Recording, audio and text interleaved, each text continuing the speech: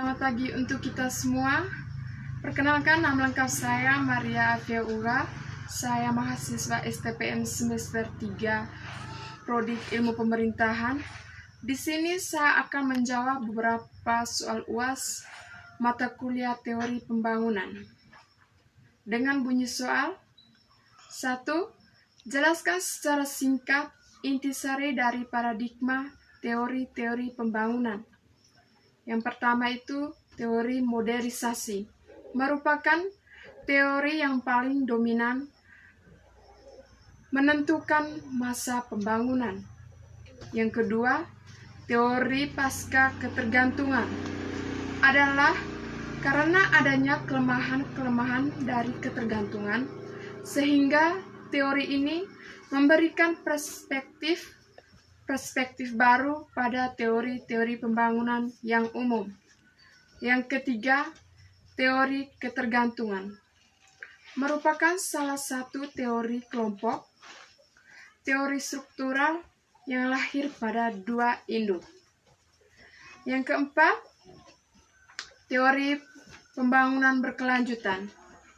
Pembangunan berkelanjutan adalah proses pembangunan dari lahan, kota, bisnis, masyarakat, dan sebagainya, yang berprinsip memenuhi kebutuhan sekarang tanpa mengorbankan pemenuhan kebutuhan generasi masa depan. Yang keenam, teori pembangunan manusia merupakan proses perluasan pilihan yang lebih banyak kepada penduduk melalui upaya pemberdayaan yang mengutamakan peningkatan kemampuan dasar manusia agar berpartisipasi dalam segala bidang pembangunan. Soal nomor 2. Berikan pendapat Anda serta contoh tentang strategi pembangunan secara pandemi COVID-19 era new normal di beberapa bidang berikut ini. 1. Pembangunan di bidang ekonomi. Strategi yang kita lihat maksud di era new normal sudah mulai terlihat perubahan dibandingkan di masa COVID-19. Contohnya, dibuka kembali aktivitas di pasar. 2. Harga sembako sudah mulai stabil. Yang ketiga, kegiatan ekspor dan impornya sudah mulai berjalan dengan lancar. Yang kedua, pembangunan di bidang politik. Dilihat dari pembangunan di bidang politik, sudah dibukanya pilkada walaupun tidak diadakan serentak. Contohnya, pemilihan bupati di Kabupaten Ngada.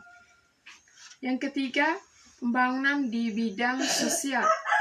Pembangunan di bidang sosial sudah mulai adanya interaksi sosial secara terbuka dimanapun kita berada, tetapi kita harus mengikuti protokol kesehatan.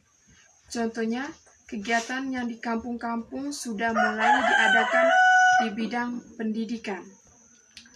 Yang keempat, pembangunan di bidang pendidikan. Sekarang ini di setiap sekolah-sekolah tertentu yang mengadakan suatu kegiatan belajar mengajar secara tatap muka meskipun dibatasi per kelas.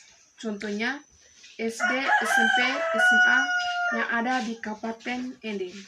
Tetapi mereka juga harus tetap menjaga protokol kesehatan. Yang kelima, pembangunan di bidang agama.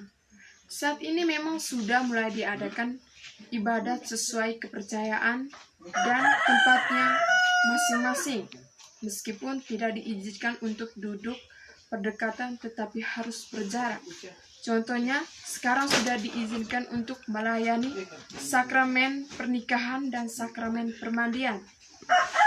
Yang keenam, pembangunan di bidang lingkungan.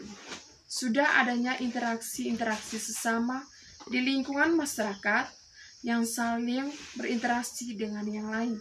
Contohnya, sekarang masyarakat bisa saling mengunjung dengan keluarganya masing-masing. Soal nomor 3. Di desa Wirajaya memiliki jarak sejauh 90 km perjalanan ke kota Ende. Di desa ini, masyarakat tidak memiliki akses ke fasilitas kesehatan dan air bersih. Sehingga, jika orang yang sakit kadang tidak sempat tertolong karena kurang pengetahuan dan fasilitas seperti WC, banyak anak-anak terserang sakit perut. Perekonomian masyarakat juga kurang baik.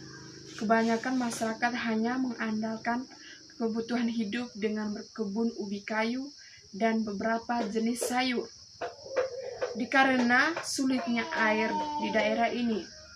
Selain itu juga banyak anak muda yang nganggur.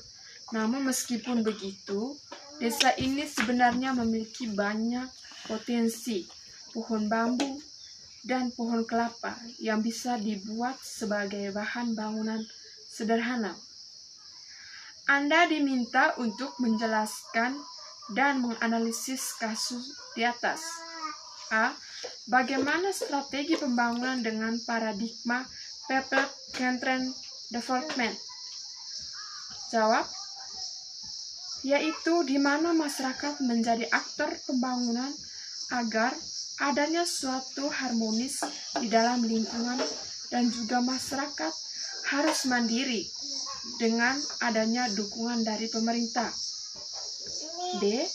Menurut saya, negara atau pemerintah harus mengambil keputusan kepada masyarakat, yaitu negara memberikan bantuan melalui dana-dana desa, misalnya bantuan melalui dana desa, bantuan sembako.